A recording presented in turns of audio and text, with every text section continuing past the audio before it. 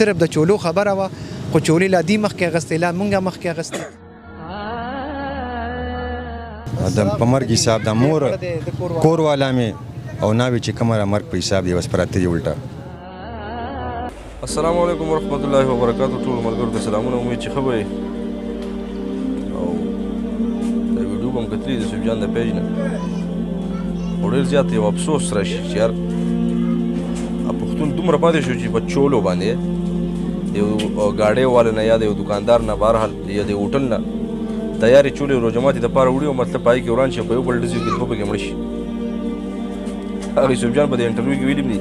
وایي دا داسې لطیفه ده چې لطیفه به درته کوم هم خو تاسو به خاندئ دا به داسې لطیفه چې دې کې به خاندئ نه. یاره پښتون بې انتهایي بس بلکل د صبر هغه پیمانه چې ده مکمل ختمه شوې ده. حیران به شي چې لکه دا اول خو د جنسي تشددونه او مختلف قسمه خبرې وي کله څه کله څه هغه خو خدای تعالی په فضل و کرم دی څه لږې کمې شوې کېږي به خو دومره دي چې هغه لږ کمې شوې. اوس په چوله باندې هغه تېره یو بله ویډیو هغه په چرګ باندې په کور کې وایي چرګ بانګونه وي هغه یو راپاڅېد خپل رور یې وشي. حیران به شي دا تماچه او دا ټوپک خو دې خلکو ته داسې پروت دی پته نه شي چې د پېښور دغه مردان دغه نوښار دغه علاقې چې کومې دي صوابۍ شوه د دې دا خلک ډېر زیات تیز دي په معمولي خبره باندې. که حکومت ته زموږ دا خواست دی چې باقاعده د دې اپریشن وشي چې دوی سره دا کمې وسلې دي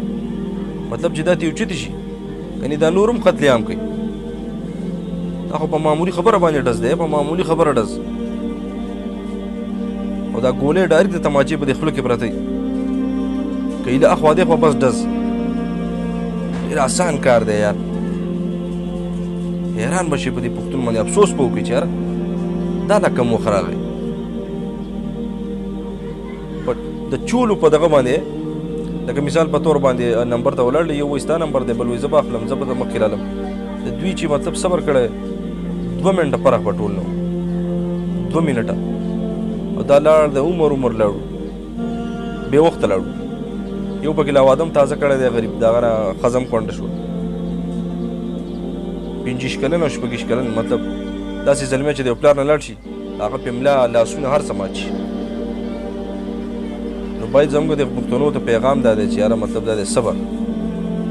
او هغه مشران وایي د صبر میوه ډېره خوږې وایي چې صبر دې وکړو که نه دغه څیز بیا ډېر زیات خوږي او چې داسې په تادۍ باندې که نه اچوې وایي ګرم مه خوره مطلب دا دی خوله به دې وسېږي څه یې وکړو دوه پکې مړه شو هغه نور کوم دی تښتېدلي او خبره ډېر زیات افسوس دی یار په دې پښتون باندې چې مطلب مخکې به لا څه کوي خبره تر دې چولو پورې راورسېده مطلب دا دی او په چرګه بولي په کور کې یو چرګ بانګ وایي د یو ورور او بل ورور ته راپاسي او خپل ورور وجني دا ستا چرګ دی دی دلته بانګونه وایي ډېر د افسوس خبره ده یار. دا اوس چې دا کومه واقع ده دا په چولو باندې د چولو په نمبر 1 شوي یو وایي زه به مخکې هلم بل وایي زه به هلم ډېر زیات د افسوس مقام دی ډېر زیاته د افسوس خبره ده یار. لږ رحم وکړئ په ځان باندې ظالمانو دا تماچې دا ټوپکې دا چې ته لرې کوي دی یار په ځمکه کې ښخ کوي دا حکومت ته یې حواله کوي. حکومت ته زما بیا هم خواست دی چې یاره مطلب دا دی باقاعده د دغه علاقو نه مطلب اپریشن یې دې وشي د دغه علاقو د دوی نه دا وسلې لږ کمه شي دا خو په معمولي خبره مرګ دی معمولي خبره مرګ حیران به پاتې شي والله. نو الله تعالی دې د دې روژې په برکت باندې د روژې په میاشت کې په ټولو مسلمانانو باندې رحم وکړي. تاسو ټول وایي امین. که ویډیو مې خوښ شي ویډیو لایک کړئ مخکې شیر کړئ